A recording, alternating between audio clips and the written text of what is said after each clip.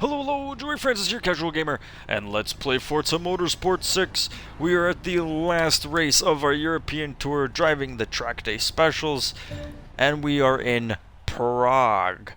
Luckily, it's not raining again, thank God, because that race was absolutely a disaster, even though we managed to pull off a win. And here we go. Now this is probably the best series we've had so far since turning up the difficulty on the game, and for those of you who don't know, I actually drive with no driver aids. That's no ABS, no traction control, and no stability control. Oh jeez, almost wish I had it there. But we managed to save it. Damn city streets. So far, I think we have 6 races, 4 wins so far. Oh, that was boo-boo on my part.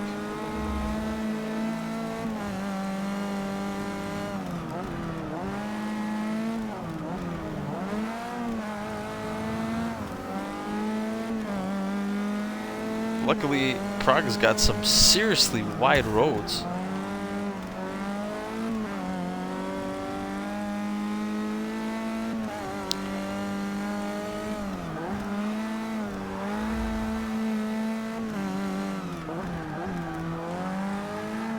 Oh, these tracks. Oh, no. And that asshole almost put me into the wall.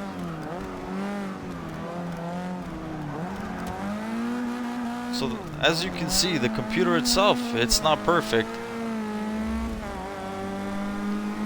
And those things, those, like streetcar tracks are definitely slippery. I know from actual experience. We want to do our best to stay off of them. Even these cobblestone roads. Traction will definitely be limited. As we go into like the old school style streets where streets are a little bit more narrow.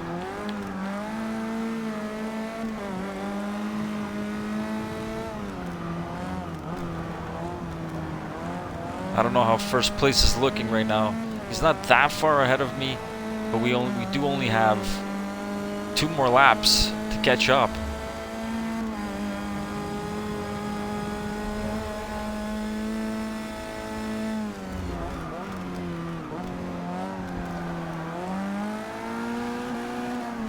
Oh shit. You know what? Screw it. No. He completely took me with him. I have to rewind that. I don't know if I can recover. That was my bad.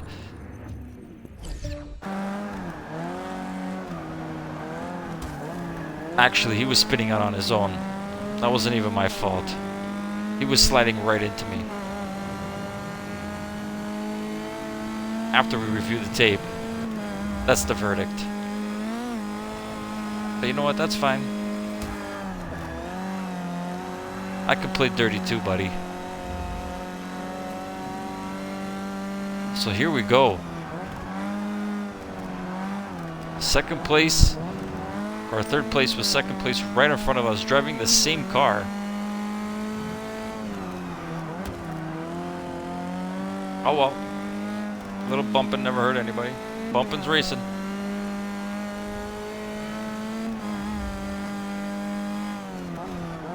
Oh, the streets, the tracks, very, very slippery.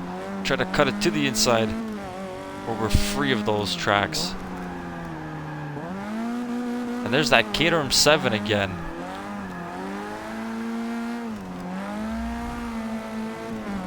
And that awesome acceleration that he has. I think those cars with, because they offer many different like engine sizes. With the best one, it actually has a better power to weight ratio than a Bugatti Veyron. Extremely light. I mean, the driver pretty much sits right over the rear wheels.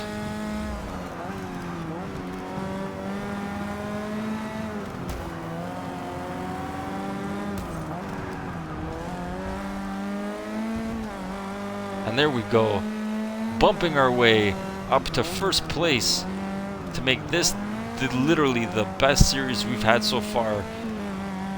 Maybe at overall, but definitely for sure since we turned up the difficulty. These were the cars I was made to drive.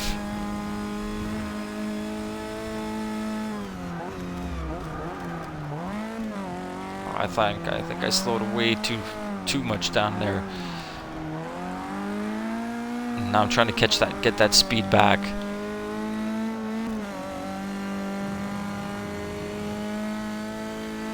Let's try to put down an extremely fast lap now. Second lap, or not the second lap, the first checkpoint there. We're actually a little bit slower so far.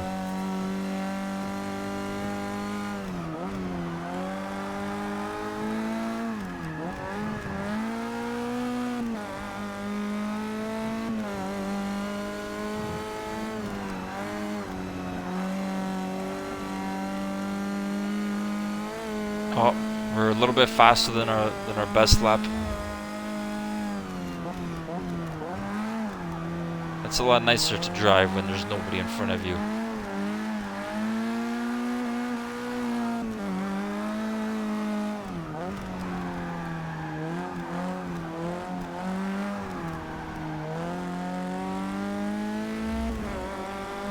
Just barely over a second faster than our fastest lap. I mean, there's not really many laps to pick from. There's only 3. And this could be the first time I'm actually racing this track. Because to be honest with you guys, I don't play this game much, like off recording. So there's the odd time I might, you know, play some online races and such, but that's about it. And I mean, it's so hard to just actually drive real because everybody is just smashing into you. And you're trying to do your best to get yourself into first place away from everybody else, but it's so tough. And this is it. Fireworks going off, and boom. There we go. Oh, the last first place finish.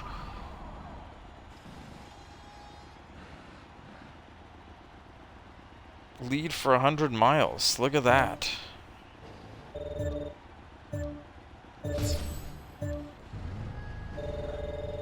And that's going to be the end of the European Tour. The series is complete. Let's see where we go from here. Well done.